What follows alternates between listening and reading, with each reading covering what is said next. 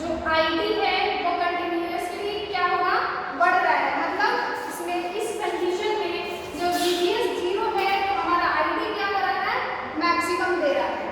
ठीक है, अब हमारा दूसरा केस क्या है, ये केस 1 था और अब हमारा दूसरा केस देखेंगे, वो क्या है, नॉट इक्वल टू 0।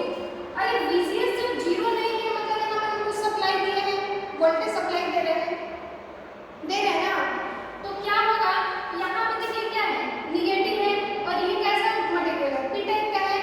तो जब प्लस से माइनस कनेक्ट कर रहे हैं और माइनस से प्लस कनेक्ट कर रहे हैं, मतलब ये क्या हो जा रहा है, रिवर्स बायस में कनेक्शन है इसका, है ना। और आपको पता है जो पीएन जंक्शन डायोड का हम लोग देखे थे, डिप्लेशन लेयर क्या होता है, रिवर्स बायस में बढ़ जाता है, बढ़ेगा।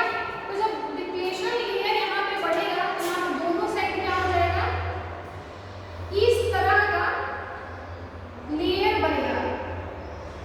ऊपर में क्या होता है, ज्यादा चौड़ा होता है जो डिप्लेशन लेयर होता है, और नीचे में कम होता है। अब देखेंगे कि ऐसा क्यों होता है। यहाँ पे क्या है, एन टाइप मटेरियल है, यहाँ पी टाइप, ये दोनों एक दूसरे को क्या करता है, अट्रैक्ट करता है, इसीलिए यहाँ का जो एरिया है वो क्या होता है, रिड्यूस होता है, मतलब घटता है।